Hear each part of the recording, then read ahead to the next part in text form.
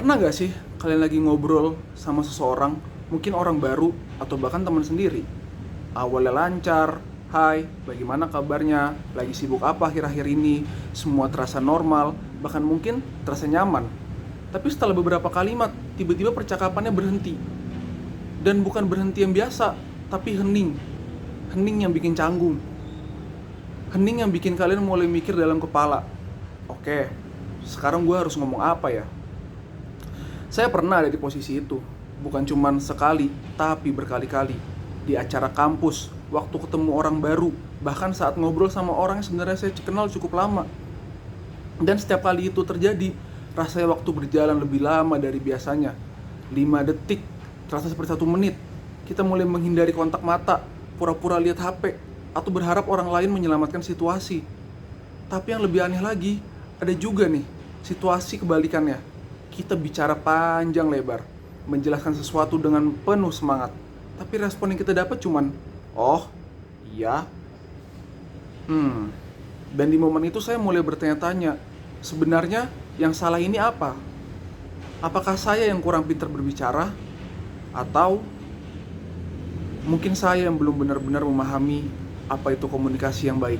Jadi di sini saya Muhammad Zaki Alano akan belajar bersama kalian bagaimana cara kita berkomunikasi dengan baik.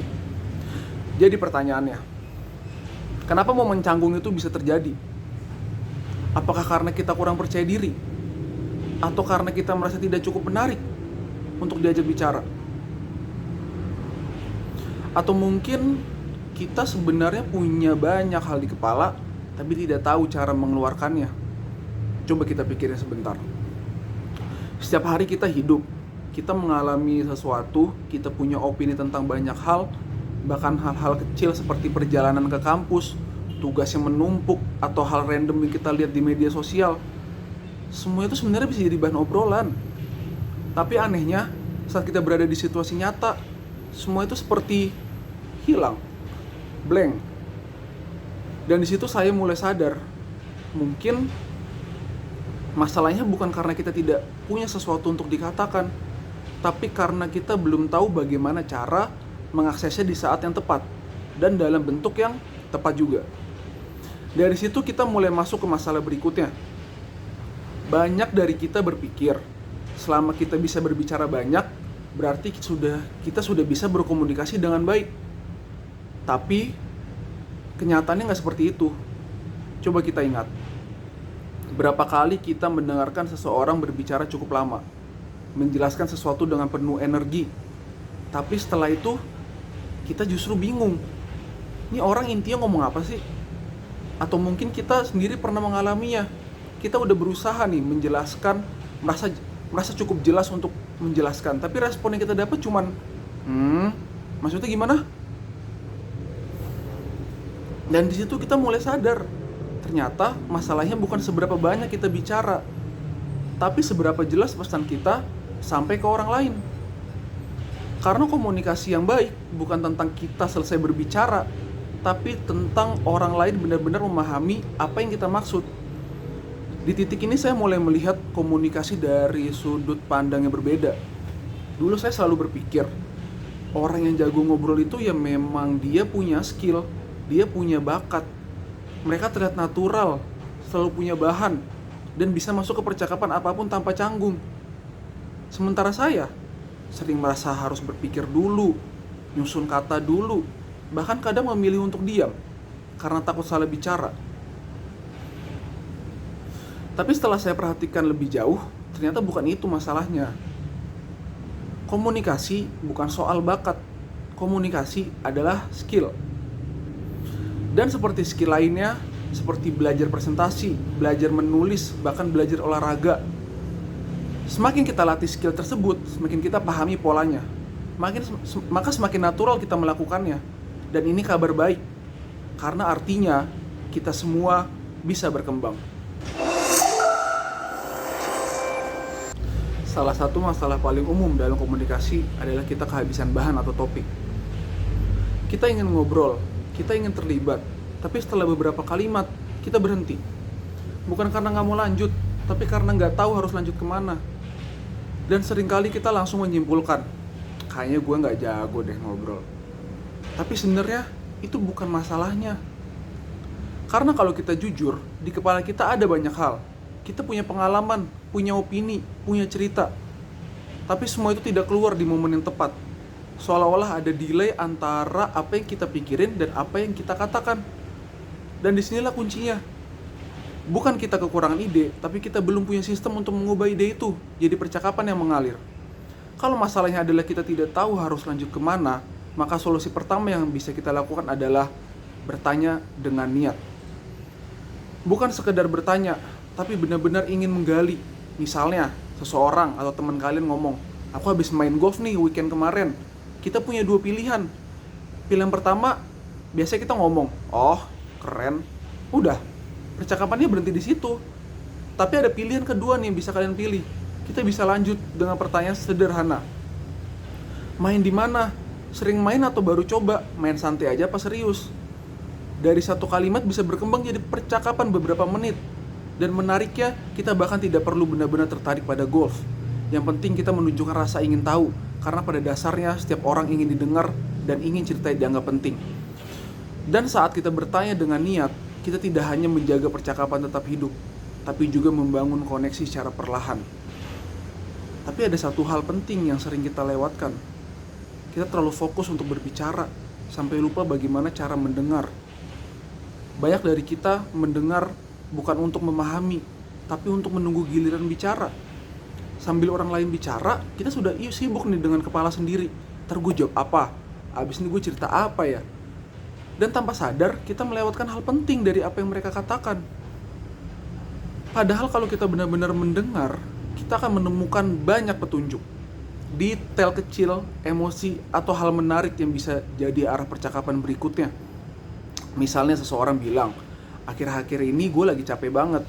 Kita bisa aja jawab, oh semangat ya. Tapi kita juga bisa tahu milih, capek karena kerjaan, atau lagi banyak hal lain. Dari situ, percakapan bisa jauh lebih dalam, lebih manusia. Karena saat kita benar-benar mendengar, kita tidak akan kehabisan bahan. Justru bahan terbaik datang dari lawan bicara kita sendiri. Setelah kita bisa bertanya dan benar-benar mendengar, ada satu langkah lagi yang membuat percakapan terasa jauh lebih natural, yaitu menemukan kesamaan. Kita semua punya latar belakang yang berbeda, pengalaman berbeda, minat yang berbeda, tapi hampir selalu ada titik kecil yang bisa menghubungkan kita semua. Kadang sederhana, contohnya, kita sama-sama suka kopi, sama-sama suka musik tertentu, atau sama-sama pernah nonton film yang sama. Tapi kadang juga lebih dalam, pernah pengalaman gagal yang sama, tekanan di kampus, atau rasa bingung tentang masa depan. Dan ketika kita menemukan titik itu, percakapan berubah. Dari yang awalnya terasa formal, jadi lebih santai. Dari yang terasa kaku, jadi mengalir. Bahkan seringkali kita lupa kalau kita baru aja kenal orang itu. Karena pada akhirnya, manusia terhubung bukan karena kata-kata yang kompleks, tapi karena rasa, oh, gue juga pernah ngerasain itu. Sampai di titik ini, kita udah tahu nih bagaimana membuat percakapan tetap berjalan. Kita bisa bertanya, kita bisa mendengar, kita bisa menemukan kesamaan. Dan hasilnya, percakapan jadi lebih hidup, lebih natural, bahkan lebih menyenangkan. Tapi ada satu pertanyaan.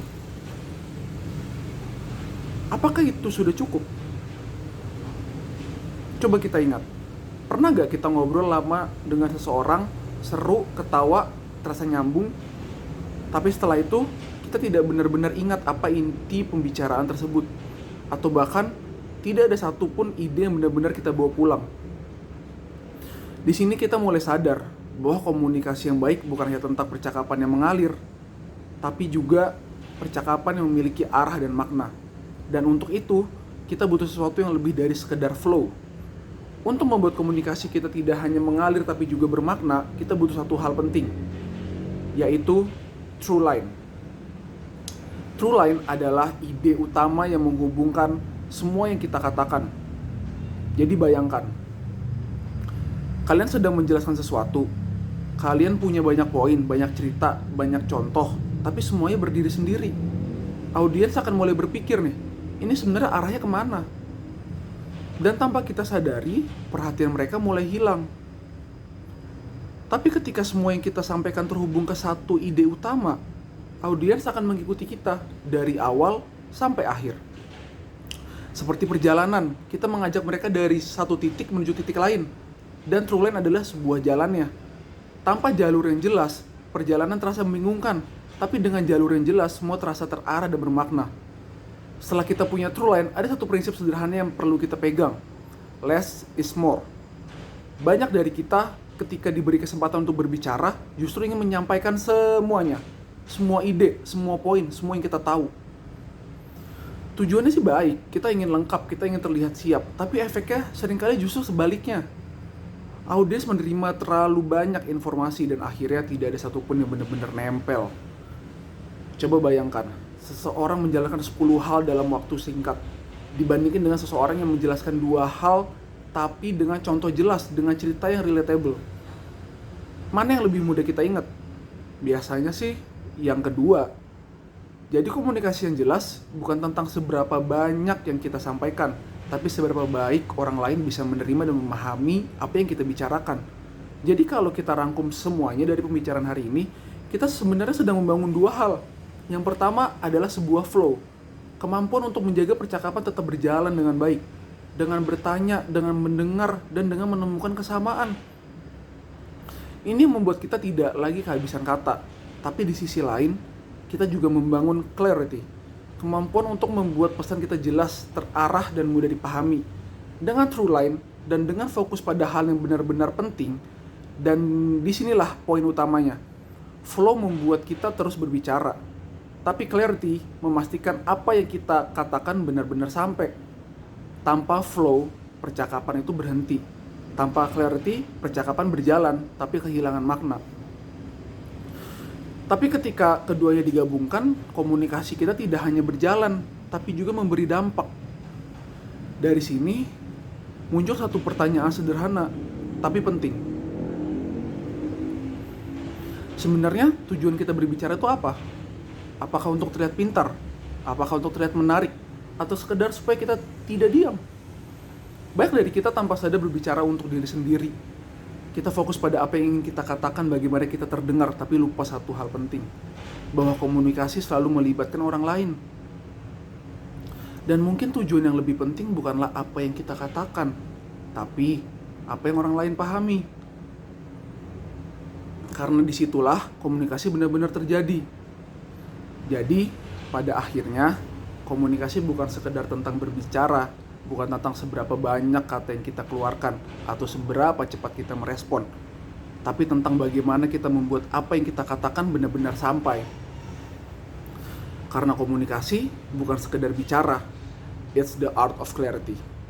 Sekian dari saya, terima kasih sudah mendengarkan, terima kasih.